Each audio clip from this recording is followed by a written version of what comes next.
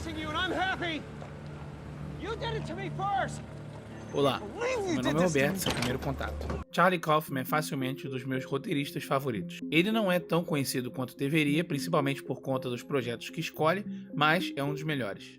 Filmes como Quero Ser John Malkovich e Adaptação deixam bem clara a sua proposta. Narrativa sobre a condição humana, com uma abordagem íntima e sem medo de ser extremamente metalinguística. Adaptação é dirigido por Spike Jonze, mas o enredo chega a ser uma análise sobre o processo criativo de um roteirista. O longa é estrelado por Nicolas Cage, que interpreta dois personagens, cada um servindo como contraposto para a visão do outro sobre a abordagem de um texto. Como ser original em uma indústria que preza o contrário? Uma das vantagens do roteirista foi envolver-se com bons diretores, como Jonze, com quem colaborou por anos. Depois disso, até George Clooney quis uma colaboração, o convidando para fazer o roteiro adaptado para o seu primeiro filme por trás das câmeras, o subvalorizado Confissões de uma Mente Perigosa. O próprio Kaufman não demorou para dirigir seus próprios projetos, tendo agora a liberdade para levar à tela o texto da maneira que imaginou desde o começo. Com isso vieram algumas obras incríveis como Cinedoc Nova York e Anomalisa, que chegou a concorrer ao Oscar. Mas, antes que pudesse seguir esse caminho, ele escreveu o roteiro de Brilho Eterno de uma Mente Sem Lembranças. Joel! Joel, look! Look where we are! Hey! Oh no. Clem, this isn't good.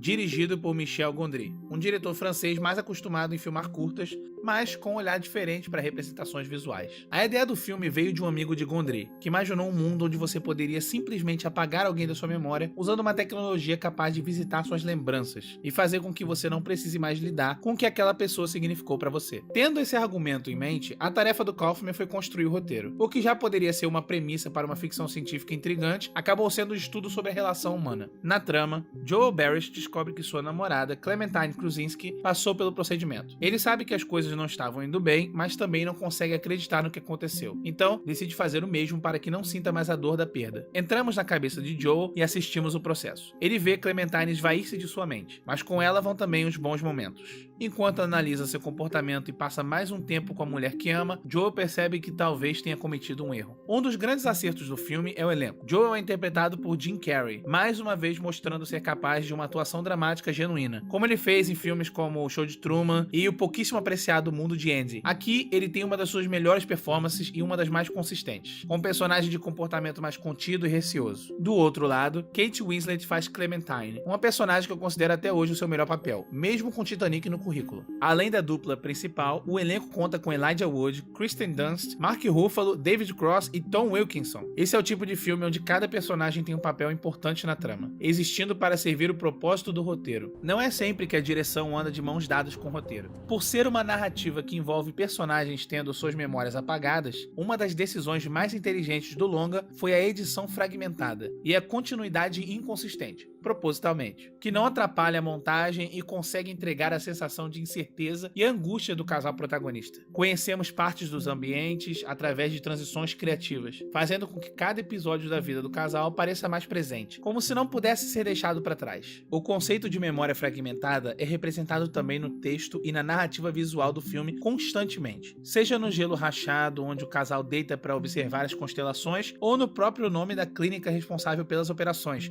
chamada Lacuna, um título apropriado levando em consideração o significado da palavra, que indica uma falha ou ausência de alguma coisa, exatamente o que acontece com o protagonista ao longo do filme. A nossa percepção de passado e futuro são mais complexas do que imaginamos, e é por isso que no filme, quando Joe começa a perceber como Clementine desaparece rápido, fica desesperado, pedindo para continuar com alguma coisa dela. A nossa história não é contada apenas através dos bons momentos, são os erros que costumam nos ensinar. A gente pode ver como as relações moldam até o nosso ponto de vista, e é por isso que temos os amigos de Joe, Carrie e Rob, para fazer o exemplo. Eles são um casal mais monótono e sem surpresa, e mesmo com pequenos desentendimentos, no fim eles esquecem tudo para se divertir com um simples avião de brinquedo. Brilho Eterno se vale de uma equipe talentosa. Além da edição, temos a direção de arte. Isso sem esquecer o trabalho de Gondry por trás da câmera. O diretor fez questão de adotar uma abordagem mais clássica, limitando os efeitos especiais a elementos que realmente precisavam da técnica, como um carro que cai e invade o plano ou a destruição da casa de praia no clímax do filme. Para o resto da obra, temos efeitos visuais práticos, que deixam a cena mais natural mesmo que envolvam imagens surreais, como o banho que Joe toma na pia da cozinha ou toda a sequência onde ele muda de tamanho enquanto se esconde embaixo de uma mesa. Para realizar a última cena, por exemplo, Gondry usou perspectiva forçada para fazer com que os objetos e atores tivessem proporções diferentes, montando o cenário estrategicamente para que cada canto tivesse seu próprio tamanho.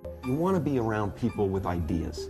Ideas and guts. That's the key to everything, is just keep coming with the ideas. Some of them work, some of them don't, but you're not sitting there just going, how can we imitate what we've seen before? Gondry teve a chance de experimentar, mas não sozinho. O roteiro de Kaufman permite que a direção do filme seja a mais criativa possível, sem perder o essencial, o foco nos personagens. Brilho Eterno é a jornada de um casal debatendo suas diferenças e descobrindo suas próprias falhas enquanto avaliam a relação. Joe é contido e tímido, mas tem um péssimo hábito de julgar as pessoas e fazer comentários inconvenientes para magoar sua namorada. Já Clementine é um caso mais curioso. Sua personagem é impulsiva e poderia cair facilmente naquela categoria de Manic Pixie Dream Girl. E se você não conhece esse termo, basicamente essa é uma convenção narrativa onde a história coloca uma personagem feminina com personalidade forte como uma maneira do protagonista masculino fugir da sua realidade. Isso acontece em filmes como Scott Pilgrim contra o Mundo ou 500 Dias com Ela, por exemplo. Com Clementine é diferente. Ela tem identidade e sofre as consequências por seus atos. Isso faz com que ela seja um comentário do próprio Kaufman para um estereótipo antes mesmo dele existir. Não é a primeira vez que o roteirista usa o seu trabalho para poder criticar a maneira que a indústria vem conduzindo sua narrativa.